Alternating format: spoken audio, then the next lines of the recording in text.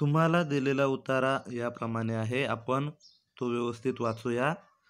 आपल्यासारख्या सामान्यांना शब्दावाचूंचे संवाद भावणार नाहीत की परवडणारही नाहीत. आपल्याला कठीण, साधे, सरळ, वक्र कसे का होईना पण बोलणे आणि ठणठणीत बोलणेच हवे असते आणि या बोलण्याचे किती अनंत प्रकार असतात. व्यक्ती तितक्या प्रकृती अशी म्हण आहे. त्या चालीवर माणसे तितकी बोलणी अशी म्हण बनवायला हरकत नाही.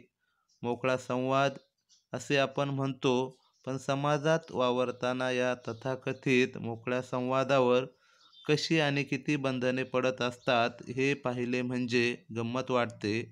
मित्रमंडळींशी गप्पा मारताना आपण खूप मुक्त, मोकळे असतो अशी आपली समजूत असते. पण ती खरी असते का? आपणाला एकमेकांचे अनेक गुणदोष, एकमेकांच्या जीवनातले बरे वाईट तपशील ठाऊक असतात. त्यामुळे तिथे कधी मोकळ्या गप्पा होत असल्या तरी अनेकदा नात्यातल्या जवळकीमुळेच कधीकधी एक चमत्कारिक अवघडलेपणही अनुभवायला येते. एकमेकांची मते, आग्रह, दुराग्रह ठाऊक असल्यामुळे मतभेदाचे अवघड विषय बहुधा आपण शिताफीने टाळतो. वृत्तीतल्या हळव्या जागा, स्वाभिमानाची ठिकाणे माहीत असल्यामुळे बोलताना त्यांना कुठे धक्का लागणार नाही, समोरच्या व्यक्तीचे मन दुखावले जाणार नाही याची सतत काळजी घ्यावी लागते. तर हा उतारा वाचल्यानंतर मुख्य विषय आपल्या लक्षात येईल की या उतार्यामध्ये आपल्याला लेखकाने काय सांगितलेले आहे.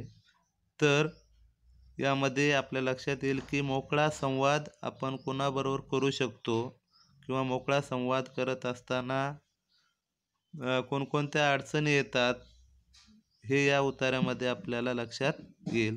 तर सारांश रूपाने हा उतारा आपल्याला लिहायचा आहे. तो या पद्धतीने आपण करू शकतो. बघा की सारांशमध्ये आपल्यासारखी माणसे संवादाशिवाय राहू शकत नाही. व्यक्तीनुसार संवाद बदलतो. मोकळा संवाद ही संकल्पना खरी आहे का? मित्राबरोबर बोलताना आपण मुक्त संवाद करतो असा आपला समज आहे. पण जेवढे आपण जवळ जाऊ तेवढे अवघडले पण येते. एकमेकांची मते, दृष्टिकोन माहीत असल्यामुळे मतभेद टाळून आपण बोलतो. समोरच्या व्यक्तीचे मन दुखावणार नाही याची काळजी घेतो. तर या उतार्यामध्ये संवाद या याबद्दल माहिती दिलेली आहे आणि त्याचा सारांश आपण या पद्धतीने थोडक्यात करू शकतो आणि 1/3 फक्त आपल्याला या पूर्ण उतार्याचा सारांश करायचा आहे हे लक्षात घ्या आणि त्यानुसार आपल्या पद्धतीने तुम्हाला सांगितलेल्या नियमानुसार तुम्ही याचा सारांश तयार करा. धन्यवाद.